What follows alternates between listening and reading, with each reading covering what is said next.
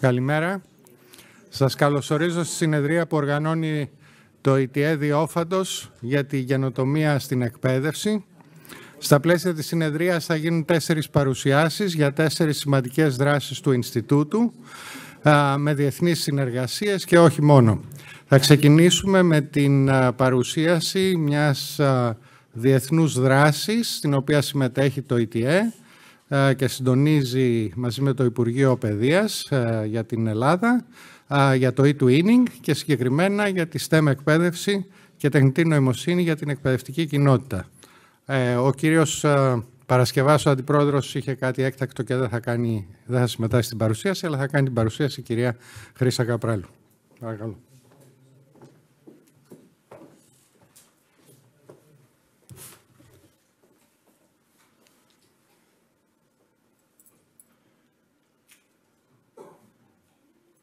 Θα τη βάλουμε?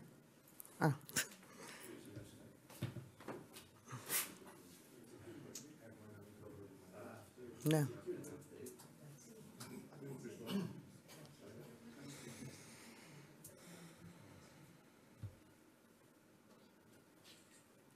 Πάμε λίγο στα αρχικά.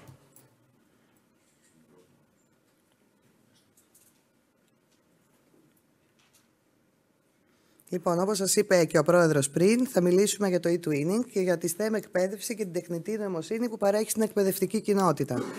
Ας πούμε γενικώς τι είναι το e-twinning. Το e-twinning δεν είναι ούτε η STEM εκπαίδευση, ούτε τα εργαλεία που παρέχει, ούτε η τεχνητή νοημοσύνη. Είναι ένα ανθρώπινο δίκτυο. Είναι μια κοινότητα που χτίστηκε σιγά σιγά από το 2005 και έχει φτάσει πλέον να είναι η μεγαλύτερη κοινότητα εκπαιδευτικών στην ιστορία της εκπαίδευσης, με πάνω από 1.200.000 εκπαιδευτικούς, και στην Ελλάδα αυτή τη στιγμή που μιλάμε συμμετέχουν 45.000 εκπαιδευτικοί. Είναι ένα δίκτυο που παρέχει μεγάλες ευκαιρίες επαγγελματικής ανάπτυξης στους εκπαιδευτικούς του. Όλοι όσοι ανήκουν σε αυτό και από το feedback που δεχόμαστε νιώθουν τυχεροί, όχι μόνο για τις ευκαιρίες της επαγγελματικής ανάπτυξης, αλλά και την αξία που δίνει στην καθημερινή τους διδασκαλία. Ο Εθνικός Οργανισμός Υποστήριξης στην Ελλάδα λειτουργεί από το ΙΤΕ Διόφαντος σε συνεργασία με το Υπουργείο Παιδείας, Θρησκευμάτων και Αθλητισμού. Όπως σας είπα πριν, αυτό που δίνουμε βάση στο e-twinning και αυτό που είναι κυρίως είναι μια κοινότητα, ένα ανθρώπινο δίκτυο. Πώς υποστηρίζεται αυτό? Ο ακρογωνιαίος λίθος του είναι οι πρεσβευτές μας. Είναι 40 εθελοντές εκπαιδευτικοί, οι οποίοι το 2023 κάνανε 150 και online workshops και έχουν επιμορφώσει αυτό το έτος πάνω από 10.000 εκπαιδευτικούς. Κάθε χρόνο διοργανώνουν διαζώσεις, ημερίδες ή online workshops και υποστηρίζουν τους εκπαιδευτικούς της δράσης. Στα ευρωπαϊκά βραβεία κάθε χρόνο βραβεύονται ελληνικές συμμετοχές και παράλληλα αποστέλουμε εκπαιδευτικούς σε διεθνείς αποστολές στο εξωτερικό και στην Ελλάδα. Πρόσφατα συνεργαστήκαμε και με το Ινστιτούτο Εκπαιδευτικής Πολιτικής. Παρήχαμε τα εργαλεία για να αξιοποιήσουν τα εργαστήρια δεξιοτήτων με συνεργατικό τρόπο μέσω της δράσης μας. Είχαμε τουλάχιστον 50 ολοκληρωμένα έργα e-twinning και επιμορφώσαμε πάνω από 12.000 εκπαιδευτικούς με 2 MOOCs. Κάνουμε και άλλες ειδικές δράσεις και υποστηρίζουμε το e-twinning. Εθνική Ακαδημία Ψηφιακών Ικανοτήτων, έχουμε προσφέρει 9 ψηφιακά μαθήματα στο Εθνικό Κέντρο Δημόσιας Διοίκησης. Προωθούμε και συνεργαζόμαστε με τη δράση με το Ίδρυμα Κρατικών Υποτροφιών. Παράλληλα, την περίοδο του COVID κάναμε διαδικτυακά σεμινάρια για να υποστηρίξουμε τους εκπαιδευτικούς στην εξαποστάσεως εκπαίδευση και κάναμε και webinars για την ευζοία εκπαιδευτικών και μαθητών. Τώρα να πάμε στη δράση STEM, αυτό που παρέχουμε στα σχολεία. Προσπαθήσαμε να εισάγουμε την εκπαιδευτική ρομποτική στα έργα e-twinning. Δώσαμε αυτά τα χρόνια σε πάνω από 900 σχολεία εξοπλισμό ρομποτικής και επιμορφώσαμε τους εκπαιδευτικούς για το πώς θα τα αξιοποιήσουν στην εκπαίδευση. Η επιλογή τους έγινε με κριτήρια e-twinning και τα αποτέλεσματα των έργων έχουν προβληθεί και έχουν αναγνωριστεί στην κοινότητα και τη χάνουν εθνικών και διεθνών διακρίσεων. Την κοινότητα πάλι την υποστηρίζουν αυτοί οι πρεσβευτές μας με τα online workshop τους και επίσης κάνουμε και ανοιχτά διαδικτυακά μαθήματα σε θέματα STEM. Συμμετέχουν σε αυτά πάνω από 18.000 εκπαιδευτικοί. Τώρα τελευταία εκδώσαμε και εκπαιδευτικούς οδηγούς, όπως η εκπαιδευτική ρομποτική στον νηπιαγωγείο με το Bebot. Το αποτέλεσμα είναι ότι παίρνουν μέρος σε εθνικούς διαγωνισμούς, όπου και εκεί βραβεύονται με 3D εκτυπωτές και ταμπλέτες και υποστηρίζονται για να τους αξιοποιήσουν στην εκπαίδευση. Τα εθνικά μας συνέδρια έχουν θεματολογία STEM εκπαίδευση και σε πανευρωπαϊκό επίπεδο βραβεύονται πάλι σε έργα βασισμένα σε αυτή τη θεματολογία. Επίσης, σε πολλές αποστολές και εκδηλώσεις γύρω από τη STEM εκπαίδευση βγάζουμε προσκλήσεις και συμμετέχουν πολλοί εκπαιδευτικοί σε αυτά. Έχουμε και φτιάξει και ένα περιοδικό, το eTwinning Welcome, που δημοσιεύονται άρθρα γύρω από τη STEM εκπαίδευση και την αξιοποίησή της στη διδασκαλία. Τώρα για το μέλλον, σκεφτόμαστε να επεκτείνουμε τη δράση αυτή σε 100 και νέα σχολεία, να δώσουμε 3D εκτυπωτές σε ειδικά σχολεία, σε μειονοτικά, σε απομακρυσμένες περιοχές, να δώσουμε και Fosbots σε σχολεία που ήδη είχαν 3D printers για να τα συνδυάσουν. Έχουμε σκεφτεί να εμπλέξουμε και τα πανεπιστήμια. Είναι μια καινούργια δράση, η Initial Teacher Education. Θα τους δώσουμε ρομποτάκια για να εκπαιδεύσουν τους φοιτητές τους. Έχουμε θεσπίσει ειδικό βραβείο STEM, πάλι workshop από τους πρεσβευτές μας, διαδικτυακά μαθήματα και σε συνεργασία με Αρμενία, Ιορδανία, Λίβανο και Κόσοβο, και θα τους παρέχουμε online μαθήματα στα αγγλικά και θα κάνουμε και σεμινάρια, θα βγάλουμε πρόσκληση για να πάνε οι εκπαιδευτικοί μας αυτά. Οπότε ας δούμε τώρα ένα βιντεάκι που συνδυάζει τη STEM τεχνολογία και την τεχνητή νοημοσύνη. Είναι ένα έργο eTwinning.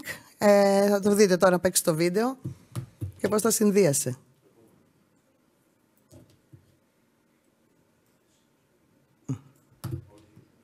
Όχι. Θα το βάλει η κοπέλα.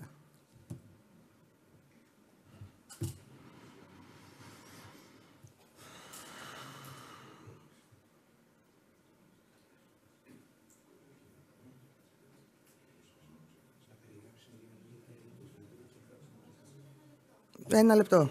Νομίζω πάνω στο βίντεο αν πάτε.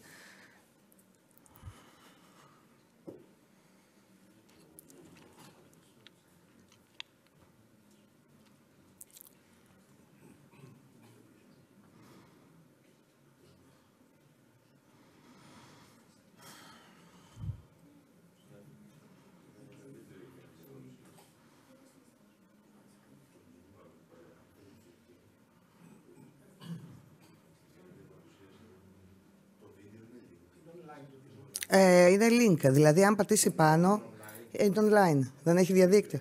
Άμα δεν έχουμε, δεν πειράζει, θα το δείξουμε. Ναι.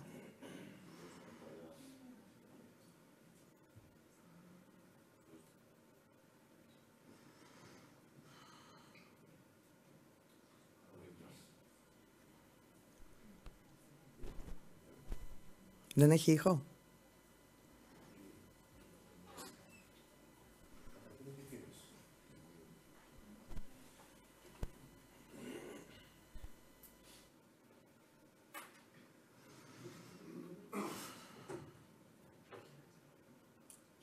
Να πάμε παρακάτω, εγώ λέω, και αν μπορέσουμε να το δείξουμε στο τέλος. Ωραία, ας πάμε να μιλήσουμε για την τεχνητή νοημοσύνη στη δράση μας. Λοιπόν, σε γενικές γραμμές, θα ξέρετε, η τεχνητή νοημοσύνη βρίσκεται στην καθημερινότητά μας. Χωρίζεται σε δύο κατηγορίες, στα λογισμικά, που είναι εικονική βοηθή, λογισμικό ανάλυση εικόνας, Google μετάφραση, είναι πολλά πράγματα που τη χρησιμοποιούν. Υπάρχει όμως και ενσωματωμένη που είναι στα ρομπότ, σε αυτόνομα αυτοκίνητα, σε κάμερες. Λοιπόν, δημιουργεί σίγουρα πολλά ηθικά ζητήματα και πόσο μάλλον για τη χρήση της γύρω από την εκπαίδευση. Είμαστε εδώ όμως για να πούμε τα καλά και πώς θα αξιοποιηθεί και τι κάνει η δράση μας για αυτή. Να πούμε σε γενικές γραμμές για την τεχνητή νοημοσύνη στην εκπαίδευση ότι μπορεί να χρησιμοποιηθεί για να αξιοποιήσει τις δεξιότητες των μαθητών στο γραπτό λόγο. Μπορούν να κάνουν περιλήψεις, μπορούν να παράγουν εικόνες, ομιλία και βίντεο. Τα ζητήματα τύπου αν αντιγράψει κάποιος μαθητής και πώς λύνονται αυτά, υπάρχουν και εργαλεία τεχνητής νοημοσύνης που σου ελέγχει αν το κείμενο είναι γραμμένο από μηχανή ή από άνθρωπο, και επίσης σε πρέπει να χρησιμοποιείται πάντα σύμφωνα με την ανθρώπινη κριτική σκέψη.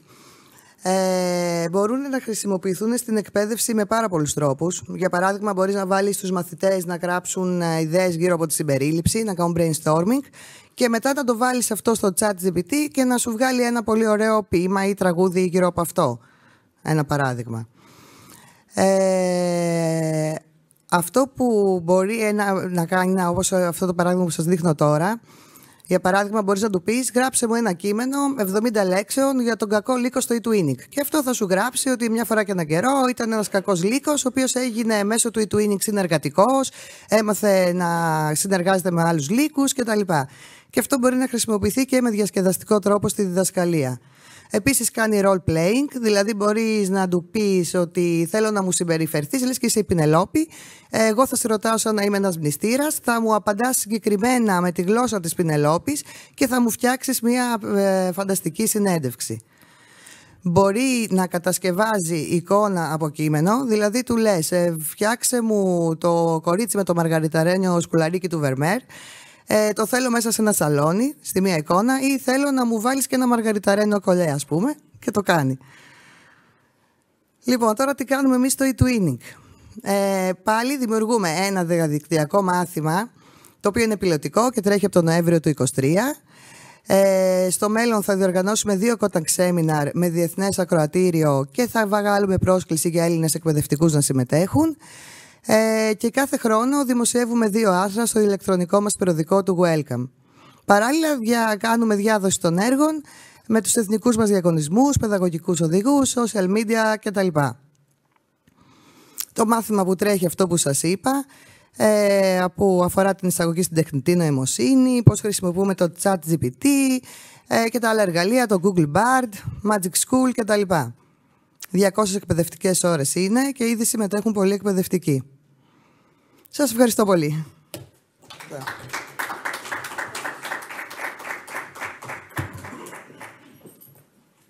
Ευχαριστώ πολύ την κυρία Καπράλου. Σύντομη και αποτελεσματική. Και θα καλέσω στο βήμα την αντιπρόεδρό μας, την καθηγήτρια κυρία Σμυρνέου, καθηγήτρια του ΕΚΠΑ, αντιπρόεδρο του ΙΤΗ, η οποία θα μας μιλήσει για μία δράση και ο τίτλος της ομιλίας της είναι «Τα κέντρα καινοτομίας ως μέσο ανάπτυξης εκπαίδευσης».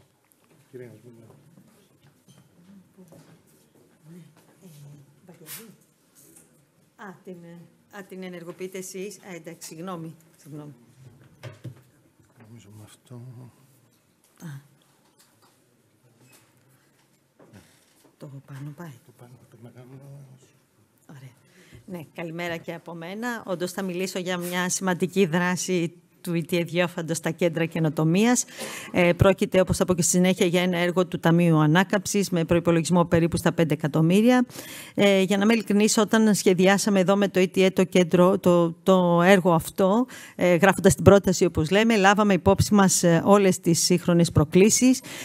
Θα ξεκινήσω λίγο ανάποδα. Πρώτα, δηλαδή, λάβαμε υπόψη μας την γενιά των μαθητών. Η γενιά λέγεται Digital Natives, η ψηφιακή γενιά στα ελληνικά, από το 2001 και μετά. Ένας ορισμός που έχει επικρατήσει σύμφωνα με τον Μπρένσκι. Από εκεί πέρα, βέβαια, υπάρχουν διάφορα ονόματα ανάλογα με την εξέλιξη των τεχνολογιών, γενιά του διαδικτύου, το Web 2 εργαλείων και νομίζω ότι τώρα θα ονομαστεί η γενιά της τεχνητής νοημοσύνης.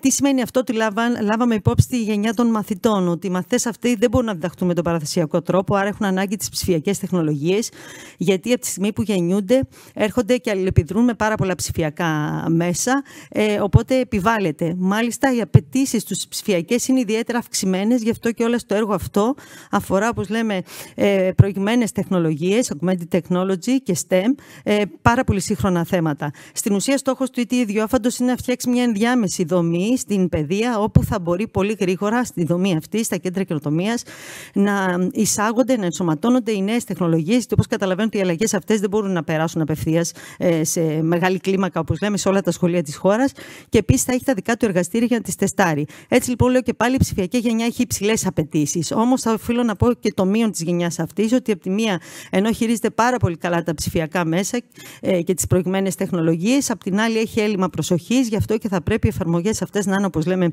blended ή αλλιώς συνδυασμός ψηφιακών και πραγματικών αναπαραστάσεων ή, αν θέλετε, mixed reality κλπ. Γι' αυτό το λόγο τα κέντρα καινοτομίας, όπως θα δείτε στη συνέχεια, αποτελούνται και από εργαστήριο ρομποτικής και από εργαστήριο mixed reality, για να ικανοποιηθούν όλες αυτές οι συνθήκες και τα παιδιά πραγματικά να μαθαίνουν.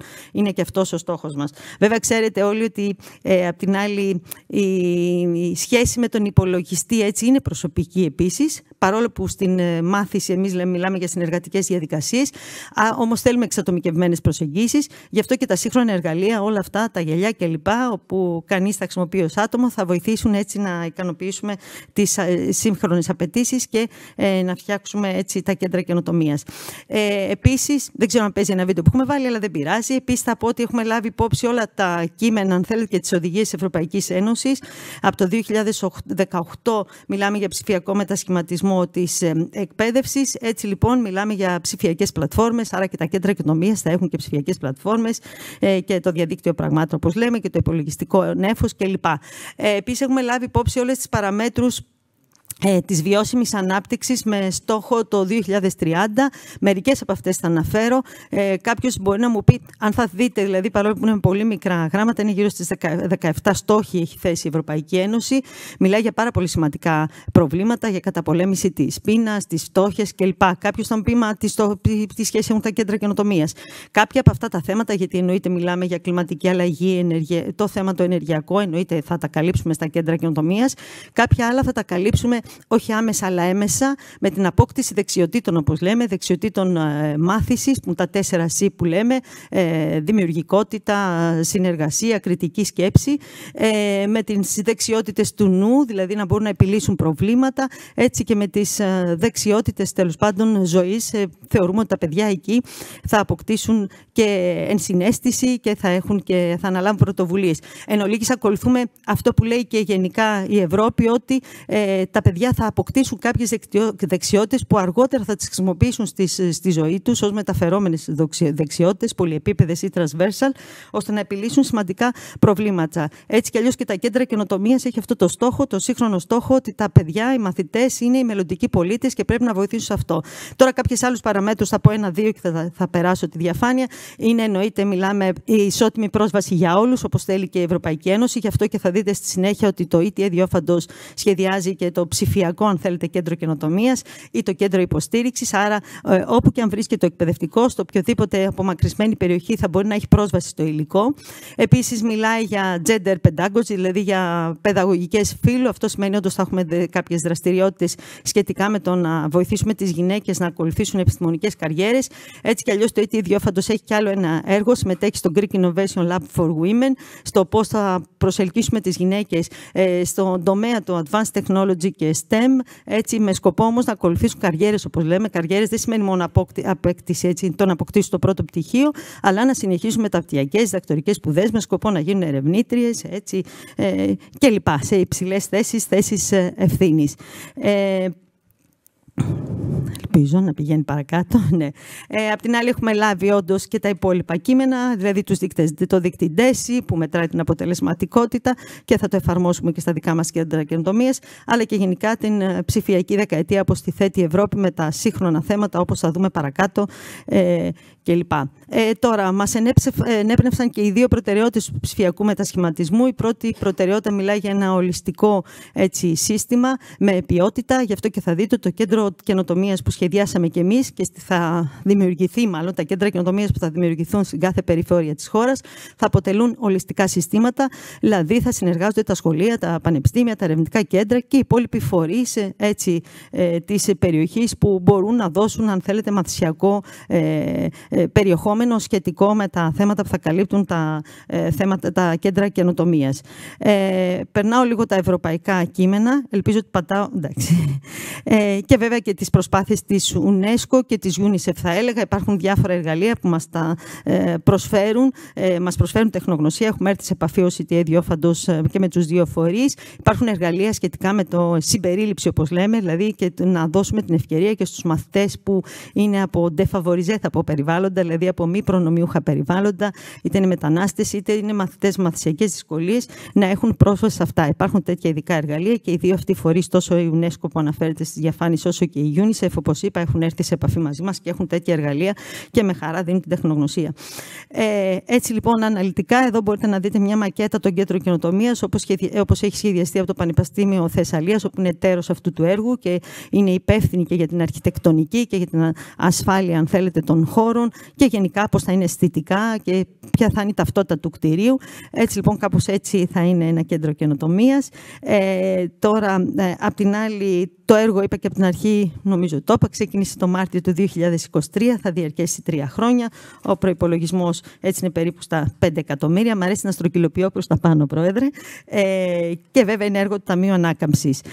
Τώρα, το είπα και πριν, στόχος του έργου είναι όντως να φτιάξει ένα ολιστικό σύστημα που όλοι οι φορείς να συνεργαστούν. Εδώ οφείλω να πω ότι η ομάδα του έργου, του ETA Διόφαντος, έχει ήδη κάνει αυτό που λέμε, το έχει προχωρήσει στο state of the art, όπως λέμε, δηλαδή έχει δει τις διεθνείς πρακτικές, τι υπάρχει στο χώρο αυτό.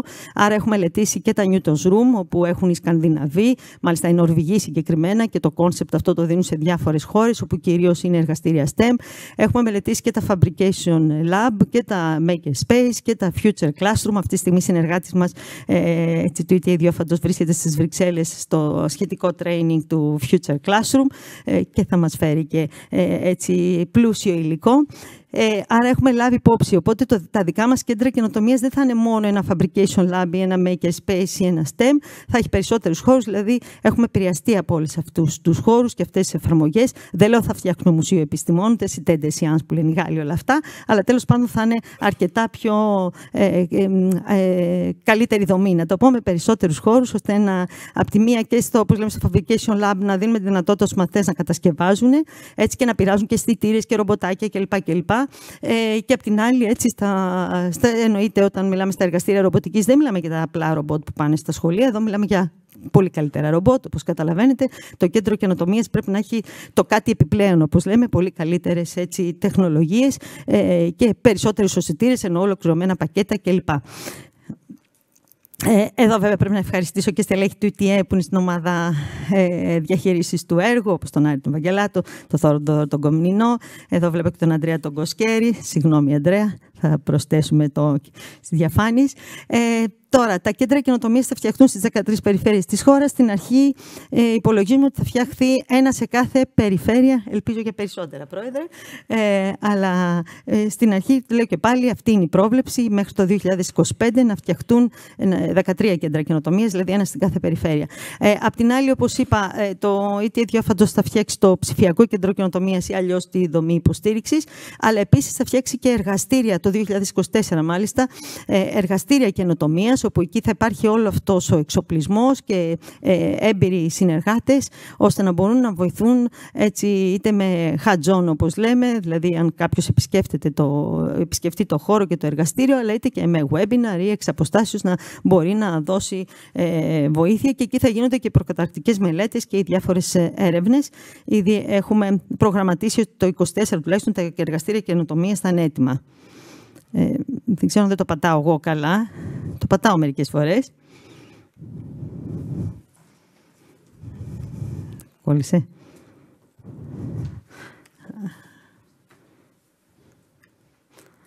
Πήγε. Εδώ είναι οι χώροι. Πάλι αναλυτικά δείχνω ότι όντως δεν είναι ένας χώρος, όπως με ενημερώσαν ότι είναι το Future Classroom κλπ. Λέω και πάλι θα αποτελείται από περισσότερα εργαστήρια, έτσι, virtuality, mixed reality, υπολογιστών, αλλά με πλατφόρμες και λογισμικά, τα οποία είναι αρκετά προχωρημένα. Δηλαδή, μια πλατφόρμα Unity σαφώς δεν μπορεί να χρησιμοποιηθεί από ένα απλό εκπαιδευτικό. Λέω ένα παράδειγμα, θα υπάρχουν και άλλες πλατφόρμες όπου θα βοηθούν έτσι, στη δημιουργία, αν θέλετε, σεναρίων, όπως λέμε, λέμε, τεχνητής νοημοσύνης κλπ. Εννοείται ρομποτικής, εννοείται εργαστήριο κατασκευών, παρουσιάσεων αν θέλετε, και εδώ λείπει, θα πω, και άβλιος χώρος, γιατί θα έχουμε και drones. Όλα αυτά σαφώς εδώ οφείλω να πω ότι το Υπουργείο Παιδείας μας ζήτησε να συνεργαστούμε με τους περιφερειακούς διευθυντές εκπαίδευσης. Το έχουμε κάνει επανελειμμένα, είμαστε έτσι σε επαφή μαζί τους. Μας έχουν προτείνει, αν θέλετε, και τους χώρους και εμείς έχουμε στείλει έτσι σε συνεργασία του ETA Διόφαντος του Πανεπιστημίου Θεσσαλίας τις ανάγκες των χώρων έτσι σε πρώτη φάση, μια που είμαστε στη διερευνητική φάση. Εδώ λοιπόν λέω μερικά από τα σύγχρονα θέματα, μπορείτε να δείτε και με σύγχρονες εικόνες, metaverse όπως λέμε, έτσι επαυξημένης πραγματικότητας, να μην λέω τα ίδια, εδώ τα βλέπετε, έχουν φροντίσει συνεργάτες μου εδώ να τα βάλουν και με ωραίες εικονίτσες. Εννοείται στοχεύουμε στον ψηφιακό γραμματισμό, αλλά των πολύ νέων, όπως είπα, τεχνολογιών και νέων δεξιοτήτων. Έτσι κι αλλιώς υπάρχει και η οδηγία από την Ευρωπαϊκή Ένωση, τεχνητή νοημοσύνη, αλλά και όλα τα καινούργια περιβάλλοντα να ενσωματωθούν σταδιακά στην εκπαίδευση, αλλά με περιεχόμενο, όπως λέμε, μαθησιακό. Δηλαδή, όντως μαθητές να μαθαίνουν, και ο στόχος μας είναι και εμάς αυτός. Όχι δηλαδή απλά να έρχονται οι μαθητές για να χαίρονται ή για να τους προκαλέσουμε το ενδιαφέρον, όπως λέμε, για αύξηση έτσι, motivation κλπ. Αλλά όντως να μαθαίνουν. Μιλάμε για εφαρμοσμένα STEM, εφαρμοσμένη επιστήμη κλπ. Έτσι, μεγάλα δεδομένα, ψηφιακό νέφος, AI, τα είπα και πριν, εδώ απλά είναι με εικόνες, και λίγο. Να περάσω λίγο όλα αυτά τα θέματα λοιπόν, μάλλον πέρασα πολύ περισσότερα, να πω τότε λίγο πού βρισκόμαστε. Είμαστε λοιπόν να πω λίγο μερικά milestones. Το 2023 ήταν η χρονιά όπου σχεδιάσαμε τόσο το παιδαγωγικό, στο διδακτικό έτσι, υλικό και το τεχνολογικό. Συγκροτήθηκε η ομάδα διαχείρισης του έργου, αλλά και η επιστημονική έτσι, επιτροπή, όπου ελέγχει τα πάντα. Έχει εμπλουτιστεί και εμπλουτίζεται συνεχώς η ομάδα έργου, και αυτή τη στιγμή κανονικά υπήρχε μια διαφάνεια με τα milestones, αλλά επειδή δεν τη βρίσκω τώρα, εντάξει. Και αυτή τη στιγμή σχεδιάζουμε το διαγωνισμό που είναι να υλοποιηθεί το 2024. Στην ουσία το έργο αυτό περίπου το 1 εκατομμύριο είναι αυτό που λέμε αυτεπιστασία. Τα υπόλοιπα όμως γύρω 4 εκατομμύρια είναι ο διαγωνισμός, λέω χοντρικά τα νούμερα. Άρα σημαίνει ότι έχουμε έρθει σε επαφή με πάρα πολλούς φορείς, με πάρα πολλές, έτσι, όπως θα δείτε, ήταν και στόχος του ETA Διόφαντος να κάνει συνέργειες και με άλλες δράσεις, είτε είναι του Υπουργείου Παιδείας, είτε άλλα ΕΣΠΑ, είτε άλλα φορέων, είτε άλλων πανεπιστημίων. Από την αρχή μίλησα ότι τα 13 κέντρα θα είναι σε όλη τη χώρα, σε όλες τις περιφέρειες, και ότι θα αποτελούν ολιστικά συστήματα. Άρα το θέλαμε αυτό. Έτσι κι αλλιώς και στην αναζήτηση που κάναμε και σε επικοινωνίες που έχουμε βρει ότι υπάρχουν και πόλοι καινοτομίας και δομές καινοτομίας, και θέλουμε να συμπληρώσουμε πάνω σε αυτούς. Και βέβαια έχουμε βρει και σημαντικές είτε αποσπασματικές προσπάθειες, αν θέλετε, αλλά πάρα πολύ ωραίες προσπάθειες που μπορούν να ενταχθούν, είτε και ακόμα πιο προχωρημένες προσπάθειες. Εδώ βλέπετε τα λόγο μερικών από τους φορείς, είτε είναι πανεπιστήμια, είτε ερευνητικά κέντρα, είτε διάφορες άλλες εταιρείες. Εννοείται κάποια πακέτα θα είναι και επαγγελματικά, δεν γίνεται όλα να σχεδιαστούν. Έτσι κι αλλιώς υπάρχουν πάρα πολύ ωραία πακέτα αυτή τη στιγμή. Και είμαστε λοιπόν, όπως είπα, το 24 θα τρέξει ο διαγωνισμός, και το 25 φιλοδοξούμε ότι θα υλοποιηθεί, και άλλα θα τρέξουμε τόσο την πιλωτική φάση όσο και αυτό που λέμε την αξιολόγηση. Στο συγγνώμη, ναι, κάτι κάνω κάθε φορά και ή εγώ τα λέω πιο γρήγορα ή ναι. Εδώ μάλλον είναι πάλι το χρονοδιάγραμμα που το είπα έτσι. Το βλέπετε λίγο και με bullet. Και ίσως υπάρχει και σχηματικά στην άλλη φάση. Να πω την αλήθεια που βρισκόμαστε τώρα. Είναι αλήθεια ένα σημαντικό σημείο. Έτσι είναι η συνεργασία με το Υπουργείο, που αυτή τη στιγμή είναι άψογη. Περιμένουμε τη θεσμοθέτηση, δηλαδή την ίδρυση των κέντρων καινοτομίας. Είναι να γίνει τώρα. Και το εννοούμε τώρα, στις επόμενες μέρες. Αυτό θα μας οδηγήσει στο να προχωρήσουμε τόσο στην ανακοίνωση του διαγωνισμού όσο και των χώρων, γιατί αυτή τη στιγμή οι περιφερειακοί διευθυντές εκπαίδευσης απλά μας έχουν προτείνει 2-3 χώρους. Ο καθένας θα πρέπει να οριστικοποιηθεί. Σίγουρα υπήρχε, αν θέλετε, και από εμάς ένας αναστοχασμός, θα πω. Μας δόθηκε η δυνατότητα να προχωρήσουμε λίγο με την ερευνητική ομάδα και την ομάδα έργου στο υλικό που θέλουμε κλπ. Μέχρι το Υπουργείο, όπως είπα, να τα ιδρύσει για να πάμε παρακάτω. Ήδη όμως θεωρώ. Έτσι το βήμα αυτό έχει γίνει, όπως είπα, και στο Δεκέμβρη νομίζω, στο επόμενο νομοσχέδιο, γι' αυτό λέω και τώρα, τις επόμενες μέρες. Το λέω και αυτό γιατί ήδη επικοινωνούν μαζί μου και κάποιοι συνεργάτες από άλλες ομάδες έργου, από άλλα πανεπιστήμια που θέλουν να ενταχθούν, και οι περιφερειακοί διευθυντές εκπαίδευση. Οπότε είμαστε σχεδόν έτοιμοι, θα πω. Έτσι περιμένουμε την ανακοίνωση, λέω και πάλι, του νομοσχεδίου, για να προχωρήσουμε παρακάτω και με τους χώρους και με τον διαγωνισμό. Καλά, λέω ότι τα είπα λίγο πιο πριν. θα σας ευχαριστήσω πάρα πολύ για την προσοχή σας και εννοείται αν υπάρχουν κάποιες ερωτήσεις, με χαρά. Ευχαριστώ την κυρία Σμυρνέου που παρουσίασε μια εμβληματική δράση του Ινστιτούτου και του Υπουργείου Παιδείας, και θα καλέσω τώρα στο βήμα τον κύριο Θόδωρο Κομνηνό, Διευθυντή της Διεύθυνσης Πληροφοριακών Συστημάτων, Εφαρμογών και Κυβερνοασφάλειας του ΙΤΙ, ο οποίος θα μας μιλήσει για την καινοτομία στην κυβερνοασφάλεια με στόχο να γίνει πιο έμπιστος ο κυβερνοχώρος. Καλημέρα, είμαι ο Θόδωρος Κομνηνός λοιπόν, και θα προσπαθήσω όταν ξεκινήσουν οι διαφάνειες να σας μεταφέρω στην περιραίουσα πραγματικότητα μιας... Πατάω? Τέλεια. Ωραία. Στην περιραίουσα πραγματικότητα ενός περιβάλλοντος ασφάλειας και τι έχει να αντιμετωπίσει η ομάδα ασφάλειας του ΙΤΕ. Στην ουσία θα περιγράψουμε λίγο τι είναι κυβερνοχώρος, κυβερνοασφάλεια και πώς η καινοτομία επηρεάζει και το περιβάλλον που έχουμε, αλλά και το μέγεθος των επιθέσεων που μπορούν να γίνουν. Κυβερνοχώρος τι είναι? Οτιδήποτε διασυνδέεται στην ουσία. Είτε διασυνδέεται με διαλειτουργίες, είτε με δίκτυα, δορυφορικά δίκτυα, 5G δίκτυα, ασύρματα δίκτυα, μπορεί να είναι ελεγκτές, να είναι αισθητήρες, να είναι IoT, να είναι αυτοματισμοί βιομηχανικοί. Οτιδήποτε μπορείς να το προσπελάσεις μέσω δικτύου είναι ο κυβερνοχώρος. Σε αυτό το περιβάλλον έρχεσαι να δώσεις προστασία, ασφάλεια. Είναι προστασία από παράνομη πρόσβαση, από παραβίαση, από κλοπή και από αλλίωση στην ουσία δεδομένων. Είναι το πιο σημαντικό που μπορείς να διαφυλάξεις. Και έχουμε και μερικά εργαλεία, καινοτόμα εργαλεία, αλλά αυτά τα καινοτόμα εργαλεία που στην ουσία είναι εργαλεία για τους αμυνόμενους, είναι και εργαλεία και για τους επιτιθέμενους, αυξάνοντας στην ουσία με αυτόν τον τρόπο το περιβάλλον επίθεσης. Όλα αυτά χρησιμοποιούνται για να έχουμε το τρίπτυχο εμπιστευτικότητα, ακεραιότητα και διαθεσιμότητα των δεδομένων.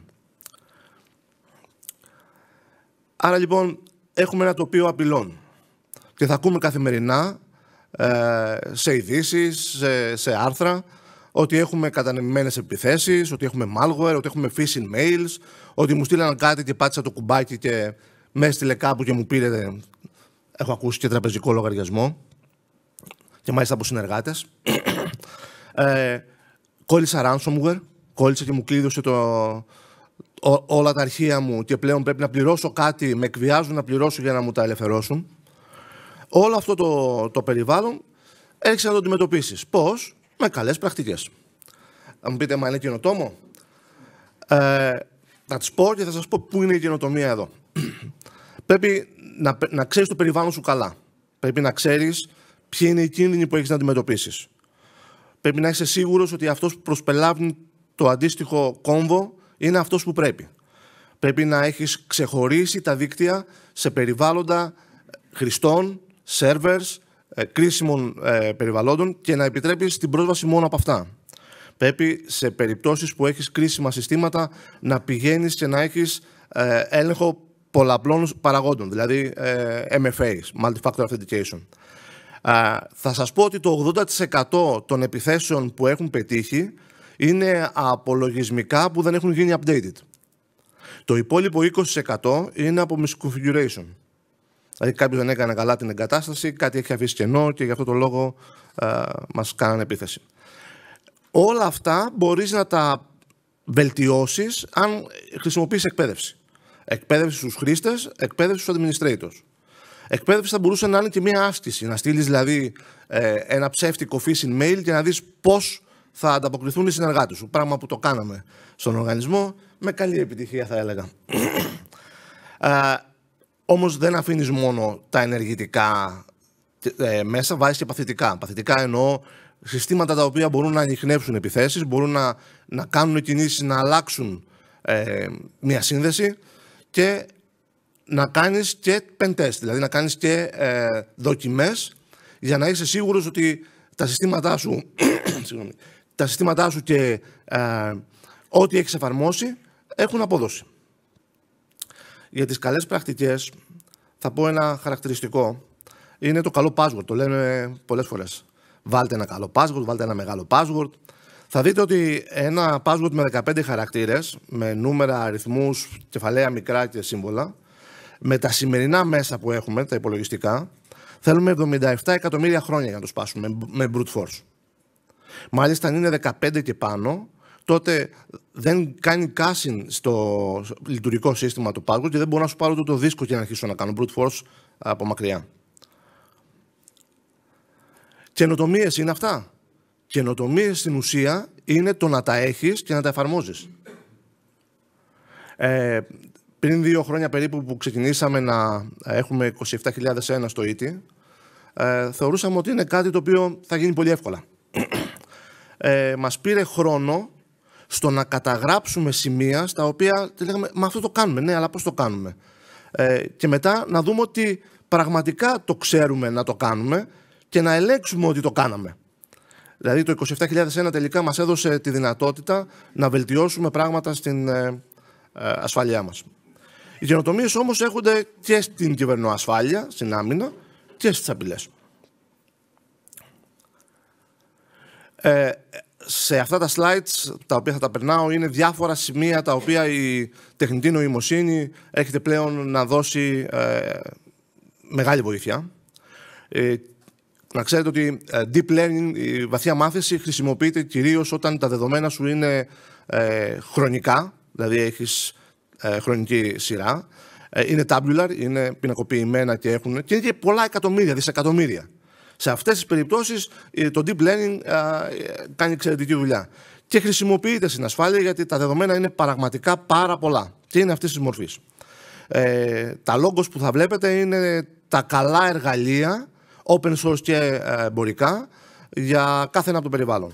Προφανώς η ανάλυση συμπεριφοράς είναι ένα από τα χαρακτηριστικά πράγματα που μπορεί να κάνει η τεχνητή μάθηση και γι' αυτό παίζει πάρα πολύ καλά σε αυτό το περιβάλλον. Το phishing. Το να μπορώ να βλέπω από ένα κόρπους με περίεργες λέξεις, να έχω χαρακτηρίσει τον αποστολέα, να έχω χαρακτηρίσει τι μορφή πρέπει να έχει το subject, τι γραμματική πρέπει να έχει το body. Μπορώ πολύ εύκολα με αυτόν τον τρόπο να πιάσω phishing μηνύματα τα οποία δεν υπάρχει περίπτωση να τα πιάσω με διαφορετικό τρόπο. Στην ανίκνευση και ταξινόμηση κακόβουλου λογισμικού. Εδώ δουλέψαμε και ερευνητικά και έχουμε ετοιμάσει και υπάρχει στο ETIS ένα κόμβο στο Sisyphus CTI-GR, ένα περιβάλλον στο οποίο μπορείς να ανεβάσεις ένα αρχείο το οποίο θεωρείς ότι μπορεί να είναι malware και να σου πει με τι πιθανότητα είναι malware, τι κάνει, δυναμική και στατική ανάλυση και να σου περιγράψει το περιβάλλον στο οποίο θα κάνει τις αλλαγές του. Ανάλυση απειλών. Καταλαβαίνετε, τεράστιος χώρος για να δουλέψει η τεχνητή νοημοσύνη. Όλα αυτά τα έχουμε δουλέψει στο περιβάλλον του ET. Δηλαδή η ομάδα ασφάλειας έχει δουλέψει με πάρα πολλά από αυτά τα εργαλεία και έχει εμπειρία για το τι μπορούν να κάνουν. Όλα μαζί πηγαίνουν σε κάτι που λέγεται SOAR. Είναι, θα έλεγα, αυτό το εργαλείο που μαζεύει όλα τα δεδομένα και παίρνει αποφάσεις. Στην ουσία αντικαθιστά, σε εισαγωγικά, έναν μηχανικό, κάποιον αναλυτή που μπορεί να πάρει αποφάσεις. Γιατί το κάνεις αυτό? Διότι αν δεν έχεις 24 ώρες το 24ωρο μηχανικό, κάποιος πρέπει στις 2 ώρα τη νύχτα που ξεκινάει μια επίθεση από την Κίνα, κάτι να κάνεις. Αλλιώς θα το δεις το πρωί. Και πολύ ενδιαφέρον, με τα LLMs έχουν καταφέρει να φτιάξουν chatbots, στα οποία όταν έχεις μια επίθεση, ρωτάς και σου απαντάει ποια είναι τα βήματα που πρέπει να κάνεις για να μπορέσεις να αντιμετωπίσεις αυτή την επίθεση. Όμως οι καινοτομίες στην άμυνα σημαίνει ότι υπάρχουν και καινοτομίες στην επίθεση. Ένας επιτιθέμενος είτε είναι πληροφοριακό σύστημα είτε απειλή χρήστη, αυτό που στην ουσία θέλει να χτυπήσει είναι φήμη. Είναι να σου πειράξω τα δεδομένα και να σε εκβιάσω να πάρω χρήματα. Η διαφορά στα πληροφοριακά συστήματα είναι ότι σκοπεύω και στη λειτουργία, να μην δουλεύει. Και σε περιπτώσεις όπου υπάρχει, να το πω, μια πολεμική σύραξη ή κάτι άλλο, αυτό έχει και στρατηγική σημασία. Γι' αυτό και ετοιμάζονται όλες οι χώρες γι' αυτό. Και η Ελλάδα κάθε χρόνο έχει μια άσκηση που λέγεται Πανόπτης και στην οποία συμμετέχουμε στο ίδιο με την ομάδα μας από το 2010 που ξεκίνησε να εφαρμόζεται η Πανόπτης, που έχει διάφορα σενάρια μιας επιτιθέμενης χώρας που σου κάνει από τα νερά, τα ρεύματα του Πρωθυπουργού να μειωθεί η εμπιστοσύνη του κόσμου. Έχει τέτοια σενάρια στα οποία εμείς καλούμαστε να ανταπεξέλθουμε, να βρούμε τι έγινε, να το φυλάξουμε κτλ.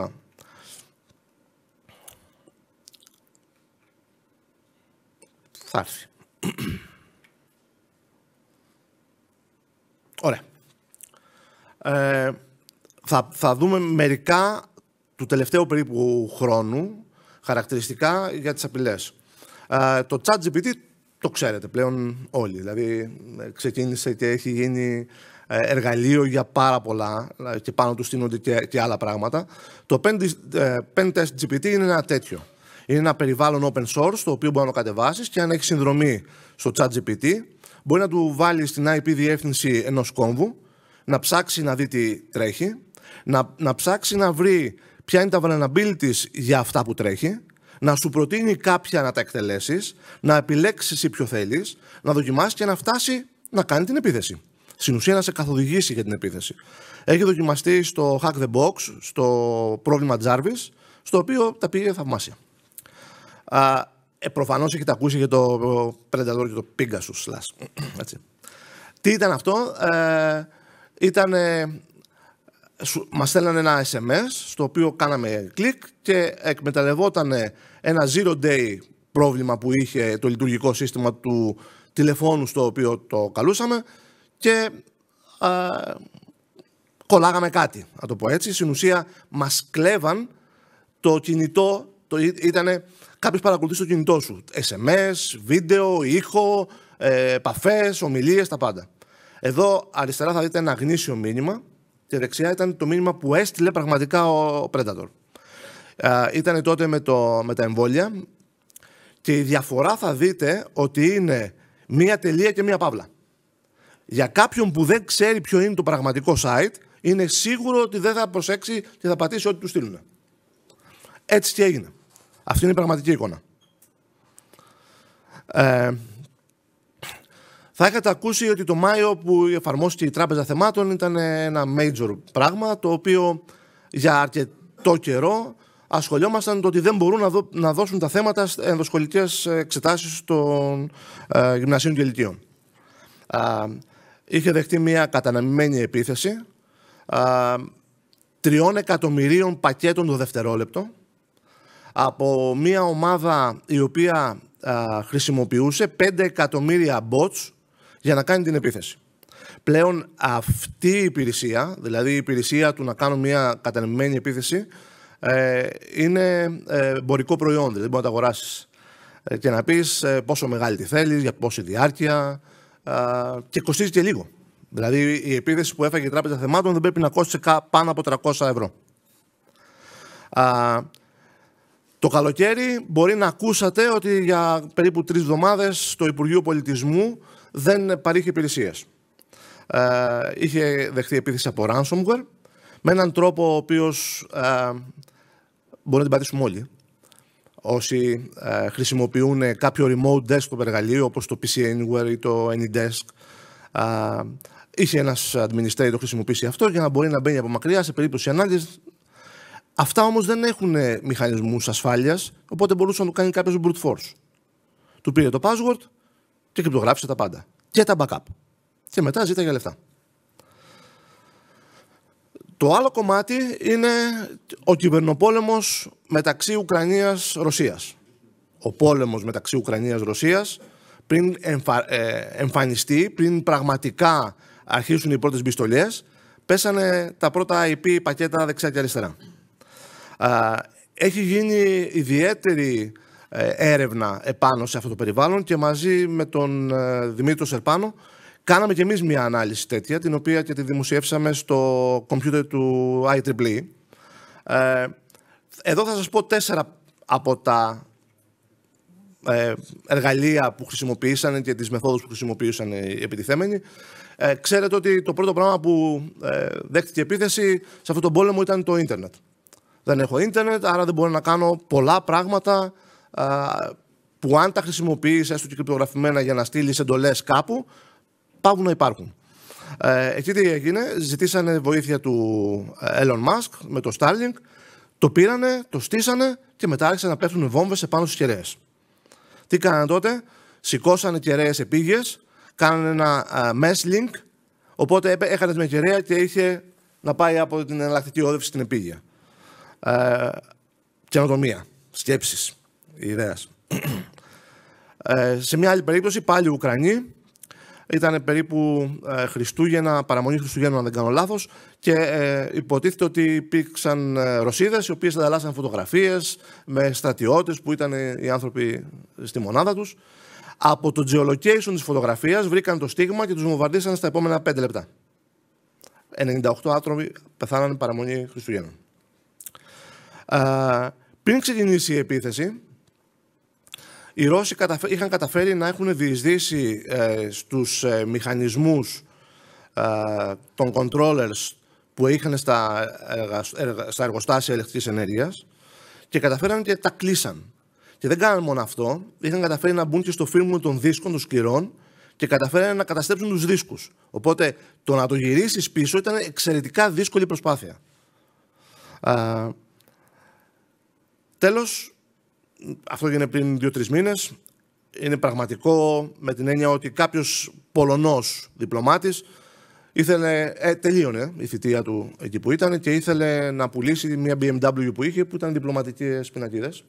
Και έβγαλε μια αγγελία, το πήραν οι Ρώσοι, μειώσαν την τιμή, δώσαν καλύτερες φωτογραφίες του αυτοκινήτου έτσι ώστε να το δεις καλύτερα, και όταν άνοιγες τις φωτογραφίες, στην ουσία εκτελειόταν ένα πρόγραμμα το οποίο ήταν backdoor και πλέον βρέθηκε σε 3.500 διπλωμάτες δυτικών χωρών να έχουν μολυνθεί και να βλέπουν όλα τα κείμενα που είχαν μέσα στον υπολογιστή τους ή ανταλλάσσαν mails ή οτιδήποτε. Να πάμε και σε πιο φουτουριστικά λίγο πράγματα. Μα καλά, μπορεί να με παρακολουθείτε το Wi-Fi μου. Ναι, όχι στα πακέτα, στην κίνησή σου. Στο Carnegie Mellon ερευνητές καταφέρανε να κάνουν ένα wireframe με το τι βλέπει η κάμερα, μια web κάμερα, με το τι αισθάνεται ένας αισθητήρας από το Wi-Fi που εκπέμπει στο σπίτι μου. Το κάνανε match, αφαιρέσαν την κάμερα και μετά βγήκε το wireframe με όλες τις κινήσεις που έκανε real time οι άνθρωποι που ήταν μέσα στο περιβάλλον. Καλά, θα έχετε ακούσει, μα δεν είμαι εγώ στη φωτογραφία, κάποιος άλλος είναι. Δεν ξέρω αν έχετε δει αυτό που γίνεται με τις επιθέσεις σε deepfake, εικόνες, βίντεο, ήχο. Είναι deepfake εφαρμογές, είναι open source, μπορεί να τις κατεβάσει οποιοσδήποτε και να χρησιμοποιηθούν για κακό σκοπό. Αν μάλιστα σκεφτούμε ότι το 75% των γονέων κοινοποιούν δεδομένα των παιδιών τους στο διαδίκτυο, στα social media, 8 στους 10 γονείς δεν ξέρουν ποιοι είναι αυτοί που έχουν κάνει φίλοι.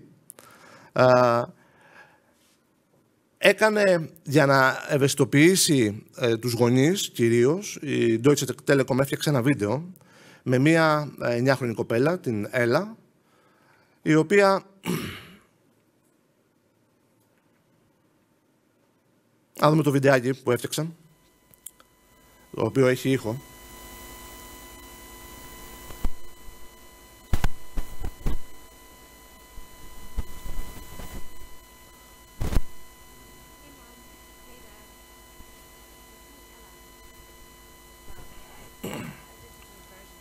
Πήραν την εικόνα, την αλλάξανε, τη μεγαλώσανε και τη βάλανε εικονικά να μιλάει.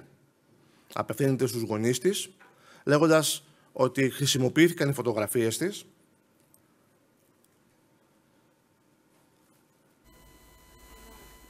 και όλα αυτά που λέει είναι script, είναι κείμενο το οποίο έχει γράψει κάποιος και μπορεί να τη βάλει να λέει οτιδήποτε. Προφανώς υπάρχει δυνατότητα να πάρουν δεδομένα, να αλλοιώσουν IDs, να πούν ότι έκανε πράγματα που δεν έκανε. Το χειρότερο όμως είναι άλλο. Είναι τα deepfake λογισμικά, τα οποία μπορούν να πάρουν μια φωτογραφία και να τη βγάλουν γυμνή. Και όλα αυτά είναι πραγματικότητα. Δηλαδή, τα έχω δοκιμάσει, δουλεύουν. Δεν είναι κάτι που μπορεί να γίνει ή είναι, ξέρω εγώ, Spielberg, science fiction. Είναι πραγματικά. Γι' αυτό και δείχνει, υποτίθεται, μια φωτογραφία και τους προτρέπει να προσέχουν. Ξέρουν ότι για τους γονείς τους ήταν απλά μνήμες που ήθελαν να μοιραστούν τη χαρά τους, αλλά για τους περισσότερους δεν είναι ακριβώς έτσι. Άρα τα εργαλεία υπάρχουν και είναι προσβάσιμα από όλους. Πρέπει να προσέχουμε τι ανεβάζουμε στο διαδίκτυο. Εδώ θα έλεγα ότι υπάρχουν προτάσεις για να βελτιώσουμε το περιβάλλον μας, στην περιφέρεια τουλάχιστον. Αλλά υπάρχουν και πανελλαδικές προτάσεις για να βελτιωθεί η κατάσταση. Μια τέτοια πρόταση έχει κάνει το Υπουργείο Ψηφιακής Διακυβέρνησης. Είναι ένα έργο το οποίο το λέει ELSOC, στο οποίο συμμετέχει το ETA, και θα φτιάξει ένα περιβάλλον ενός Security Operations Center στην Ελλάδα, όπου θα συνδεθούν άλλα Security Operations Centers με ένα συγκεκριμένο τρόπο και θα μπορούμε έτσι να έχουμε ένα πανελλαδικό Security Operations Center. Εμείς έχουμε αναλάβει να ετοιμάσουμε τις διασυνδέσεις, πώς θα στηθεί, πώς θα αξιολογηθεί και την εκπαίδευση. Νομίζω ότι υπάρχει δυναμικό στα πανεπιστήμια, στους ερευνητικούς φορείς, σε εταιρείες, όπου μπορούμε να δουλέψουμε την καινοτομία και να κάνουμε πολλά καλά πράγματα για την κυβερνοασφάλεια. Αυτά ήθελα να πω εγώ σήμερα. Ευχαριστώ πολύ.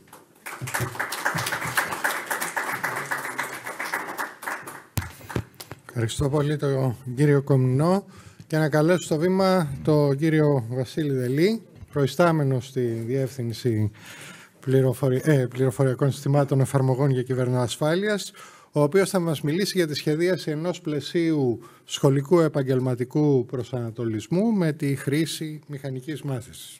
Ευχαριστώ πολύ. Καλημέρα και από μένα. Ωραία, ξεκίνησε η διαφάνεια. Συνοπτικά θα σας παρουσιάσω μία δράση που εκτελούμε στον οργανισμό και έχει να κάνει με την ανάπτυξη ενός πλαισίου αλλά και μιας πλατφόρμας που μπορεί να αξιοποιηθεί για να προσφέρει υπηρεσίες σχολικού επαγγελματικού προσανατολισμού και συμβουλευτικής καριέρας στα σχολεία πρωτοβάθμιας και δευτεροβάθμιας εκπαίδευσης στη χώρα. Να ξεκινήσω με έναν ορισμό.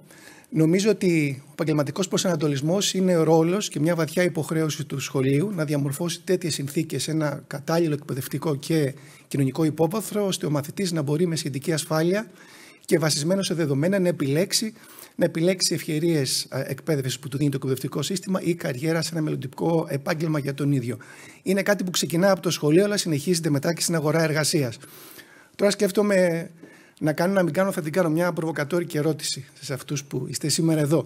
Υπάρχει κάποιος από εσάς που αν γυρνούσε πίσω στα σχολικά του χρόνια θα άλλαζε το αντικείμενο σπουδών ή το επάγγελμά του μετά?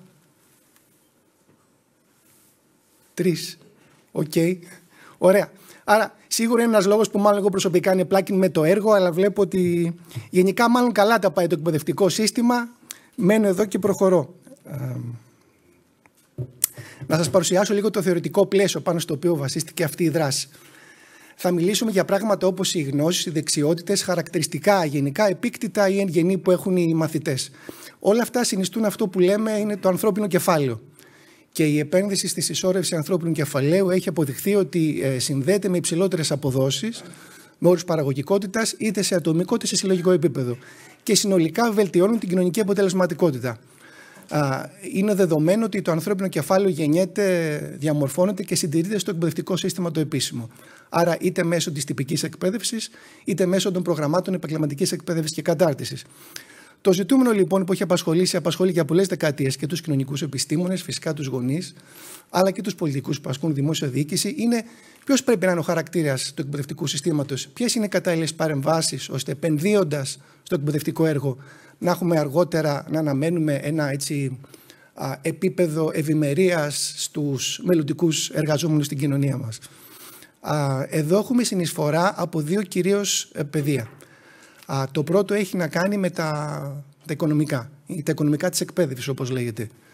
Υπάρχει ένας βασικός εκπρόσωπος αυτής της σχολής που είναι και ένας από τους πιο διάσημους εν ζωή οικονομολόγους σήμερα, ο James Heckman, που από το 1970 άρχισε να αναλύει αυτές τις ιδέες και να βλέπει το εκπαιδευτικό έργο σε επένδυση, το οποίο αποσβαίνεται σταδιακά αρκετά χρόνια αργότερα στην κοινωνική ζωή ενός μαθητή που πλέον είναι πολίτης, είναι επαγγελματίας. Μάλιστα τη δουλειά του αυτή τιμήθηκε με το βραβείο Νόμπελ το 2000.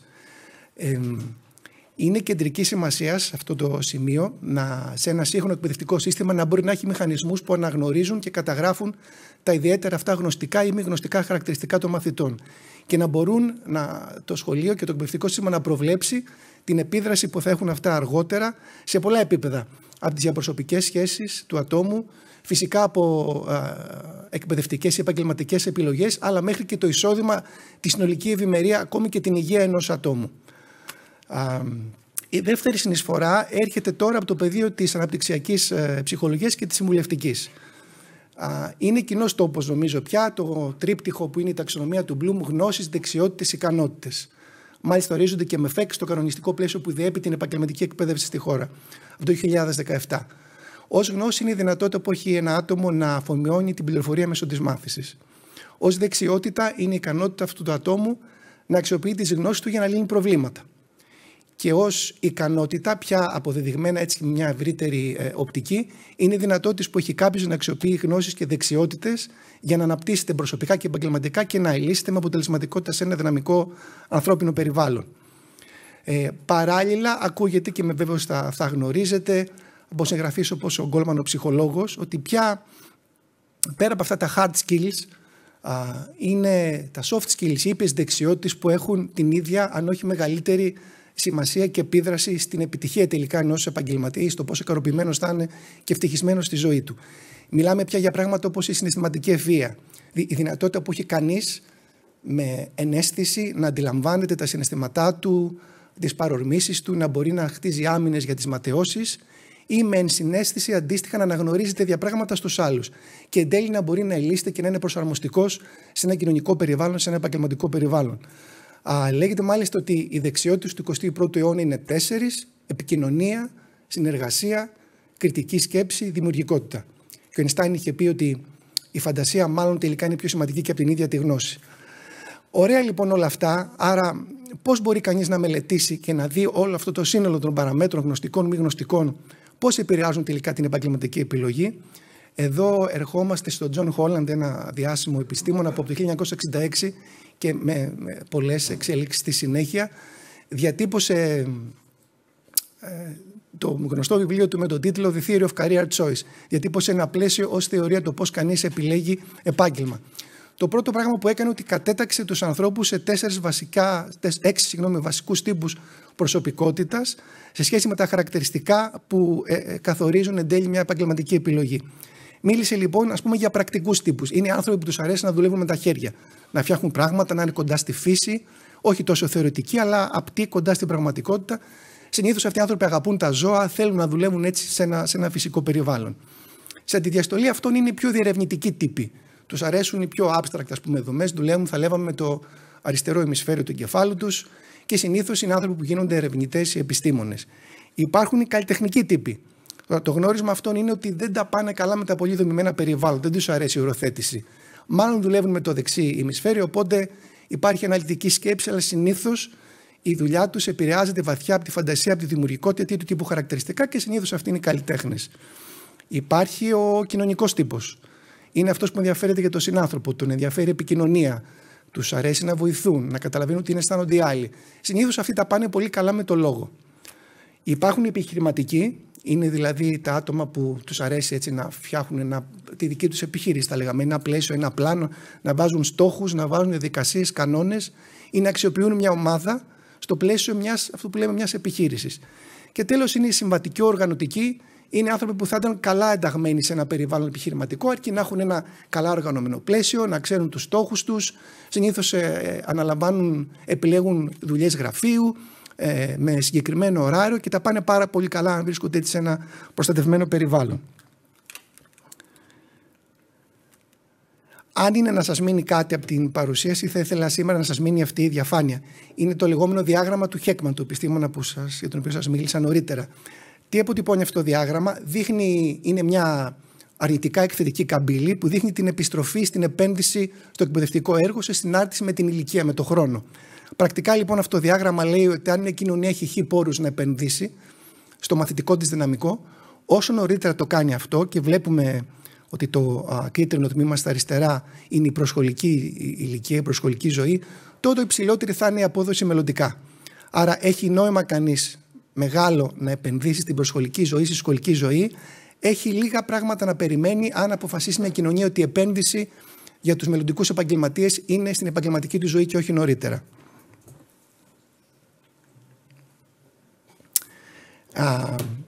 Να σας πω τώρα λίγο για τη δράση που υλοποιούμε στο ΙΤΕ. Αναγνωρίσαμε μια ευκαιρία και είναι μια ιδιαιτερότητα που έχει το ελληνικό εκπαιδευτικό σύστημα, το οποίο είναι ισχυρά κεντρικό. Υπάρχει δηλαδή μια αυστηρή δενδρική ιεραρχία και το κανονιστικό πλαίσιο πηγάζει από τη ρίζα, θα λέγαμε την κεντρική υπηρεσία του Υπουργείου Παιδείας, και διαχέεται μέσω των διοικητικών δομών στα φύλλα αυτής της ιεραρχίας που είναι οι σχολικές μονάδες. Με τον ίδιο τρόπο λοιπόν, με τους ίδιους κανόνες, στο ίδιο νομικό πλαίσιο δουλεύουν όλες οι μονάδες όλων των τύπων και βαθμίδων στη χώρα. Και αυτό δίνει την ευκαιρία κανείς να μπορεί να εφαρμόσει οριζόντια πολιτικές.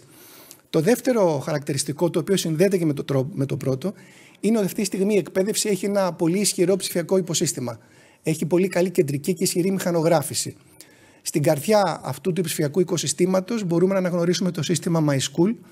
Είναι ένα περιβάλλον που αναπτύξαμε στο ΙΤΕ και που παρέχει καθολική μηχανογραφική υποστήριξη για τη σχολική ζωή σε όλα τα επίπεδα της εκπαιδευτικής ιεραρχίας.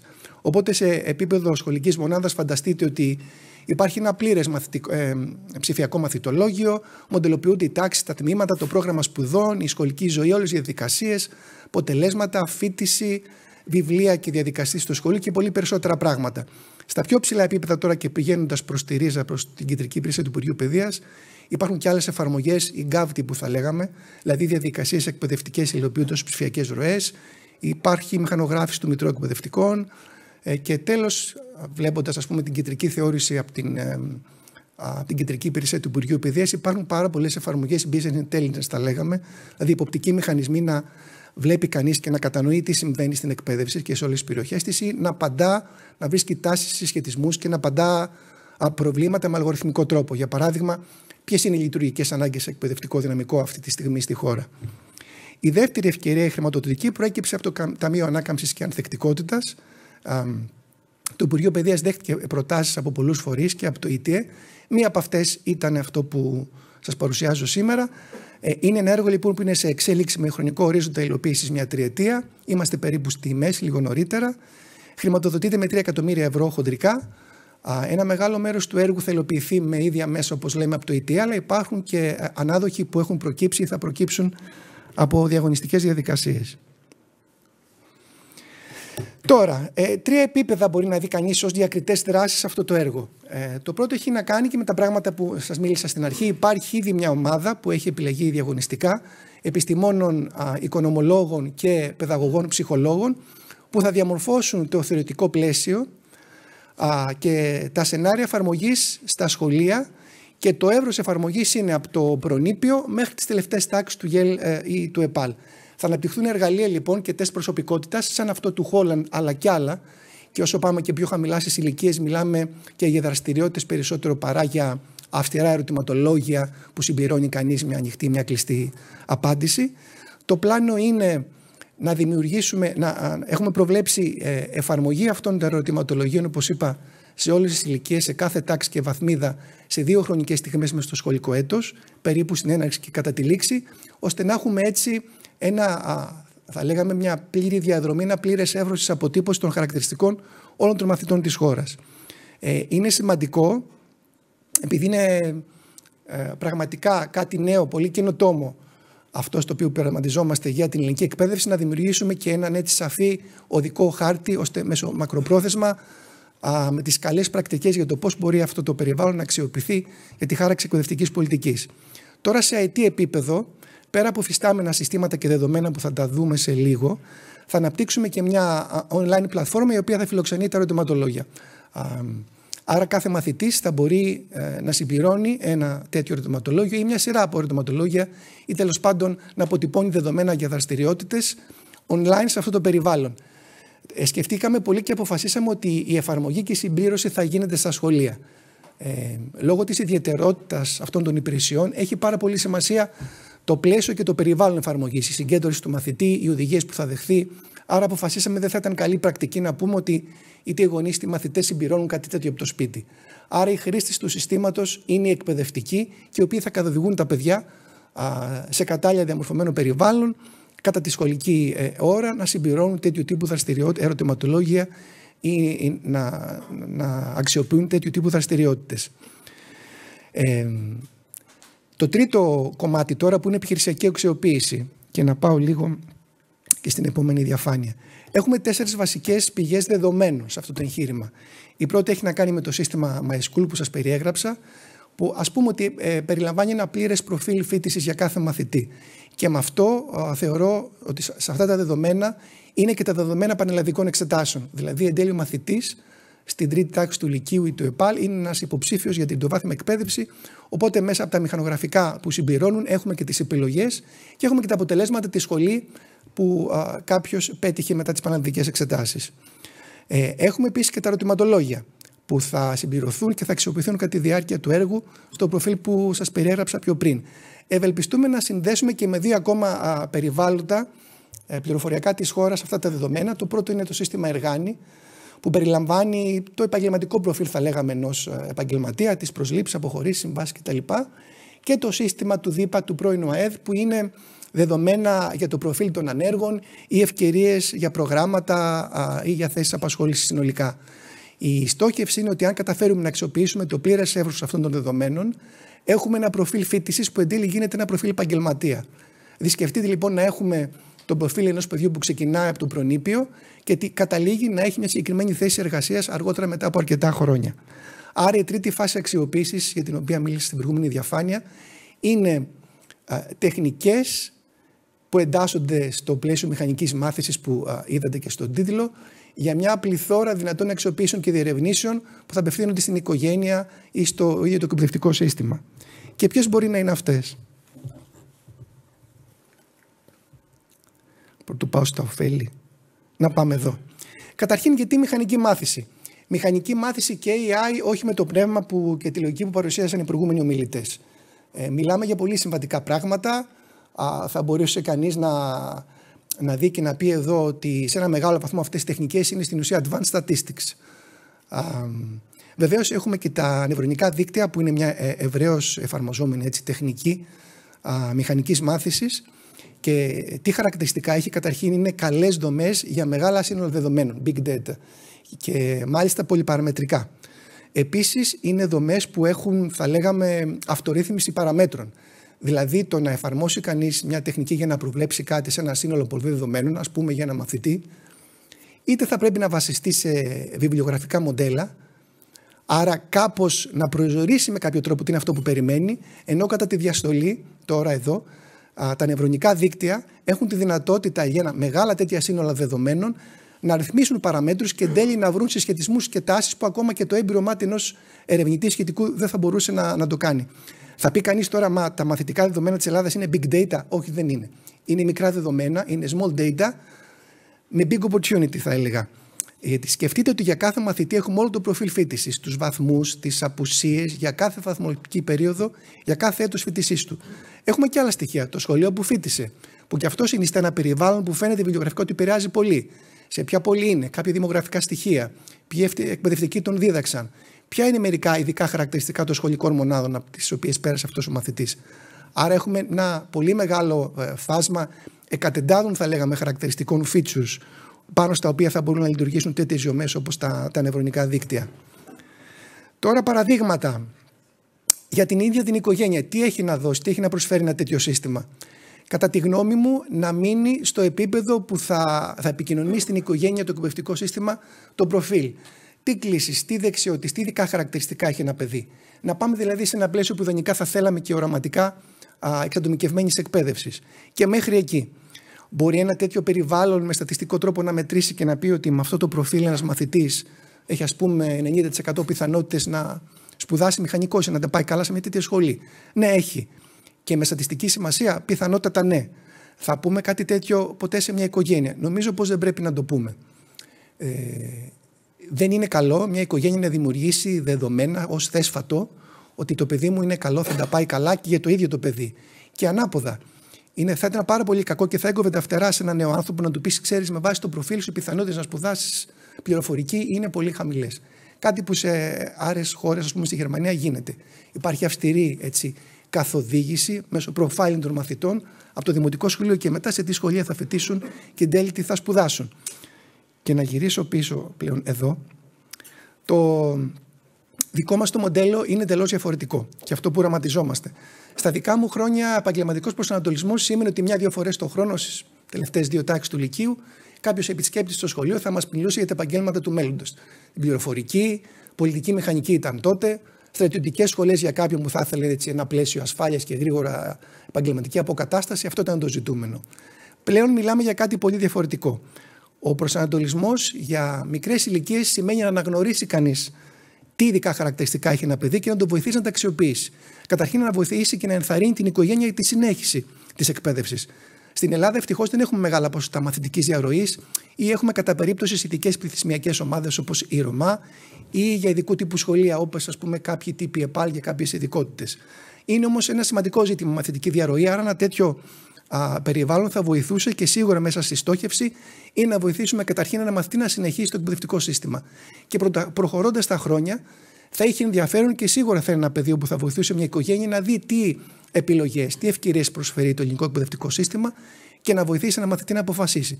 Και φυσικά, φτάνοντας στις τελευταίες τάξεις του Λυκείου, έχει πολύ νόημα να δει κανείς και τι συμβαίνει στην αγορά εργασίας, ποια επαγγέλματα με βάση το προφίλ κατά Χόλαντ που είδαμε θα είναι καλές επιλογές για ένα μαθητή. Ο Χόλαντ, πέρα από την κατηγοριοποίηση σε τύπους προσωπικότητας, κατέδειξε ότι ένας άνθρωπος με βάση το ιδιαίτερο προφίλ του απασχολείται σε ένα συναφές επαγγελματικό περιβάλλον, όχι μόνο υπάρχει πιθανότητα μεγάλη στατιστικά να τα πάει καλά, αλλά είναι ικανοποιημένος και ευτυχισμένος ο ίδιος. Τώρα για το εκπαιδευτικό σύστημα, εδώ είναι πάρα πολλά πράγματα που μπορούμε να προσφέρουμε. Είναι όλα κάτω από την γενική ομπρέλα που λέει ότι καταλαβαίνω ποιο είναι το μαθητικό μου δυναμικό. Μπορώ να κατανοήσω τι συμβαίνει στους μαθητές, με ποιοι είναι οι παράγοντες που επιδρούν στην επίδοση, ποιοι είναι οι παράγοντες που καθορίζουν αν θα συνεχίσει ένα παιδί τι θα επιλέξει. Και να πάμε πιο πέρα. Ποιο είναι το προφίλ των ανθρώπων που σπουδάζουν μηχανική. Τι περιμένουμε από τους ανθρώπους που πετυχαίνουν σε σχολές όπως πληροφορική, ιατρική ή αντίστοιχα σε άλλες σχολές. Υπάρχει μια πολύ μεγάλη γκάμα δηλαδή για το πώς μπορεί το εκπαιδευτικό σύστημα να αξιοποιήσει ένα τέτοιο περιβάλλον. Να κλείσω με λίγα λόγια για αυτό το έργο που είναι ήδη σε εξέλιξη. Καταρχήν να πω ότι ένα κεντρικό σημείο και στο οποίο έχουμε δώσει μεγάλη έμφαση και έχουμε ήδη προδιαγράψει και τεχνικούς τρόπους είναι ότι οποιαδήποτε επεξεργασία σε ένα τέτοιο προφίλ φοιτησης που καταλήγει να είναι προφίλ επαγγελματία θα γίνεται σε κρυπτογραφημένα δεδομένα ή αμονιμοποιημένο τρόπο αυστηρά. Τα προσωπικά στοιχεία υπάρχουν μόνο στο επίπεδο της μονάδας, όπου πρέπει να επικοινωνήσει στην οικογένεια πώς θα πήγε το παιδί της, τι τύπος είναι, ένα παιδί που σκέφτεται με θετικό τρόπο, αν είναι καλλιτεχνικός τύπος και μια σειρά από άλλα τέτοια δεδομένα τα οποία σας περιέγραψα και μέχρι εκεί. Κρίσιμος παράγοντας είναι κατά πόσο η εκπαιδευτική κοινότητα θα αποδεχτεί αυτή την προσπάθεια. Ευελπιστούμε να αγκαλιάσει η εκπαίδευση σε αυτό το περιβάλλον και να έχουμε και έτσι στο πλευρό μας τις πολιτικές ηγεσίες, γιατί η αξία ή όχι αυτού του έργου θα κριθεί μέσω μακροπρόθεσμα. Γιατί όσο περισσότερα δεδομένα έχουμε σε ένα τέτοιο περιβάλλον, όχι μόνο σε εύρος μαθητικό, αλλά και σε σειρά ετών, τόσο πιο χρήσιμα θα γίνονται τα εργαλεία, τόσο πιο ο θησαυρός μετά των δεδομένων που θα γεννά μια τέτοια υποδομή θα μπορεί να αξιοποιηθεί πραγματικά σε ένα πλαίσιο σαν αυτό που σας περιέγραψα. Ο χρόνος μου τέλειωσε, βάζω τελεία εδώ και σας ευχαριστώ για την προσοχή σας.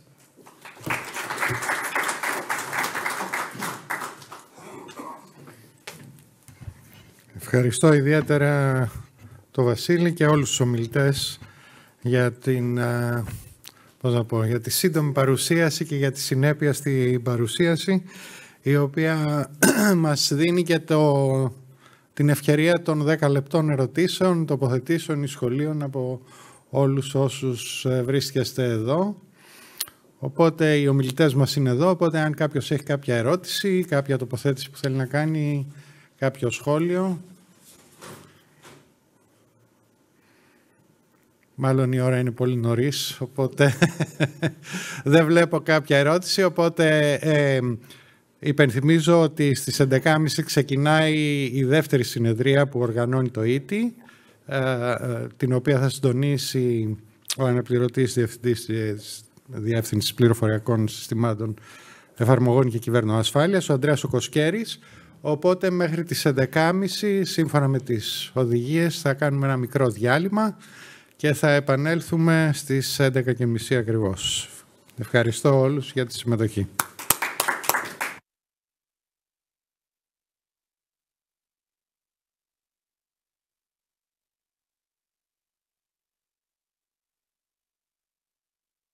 Thank you.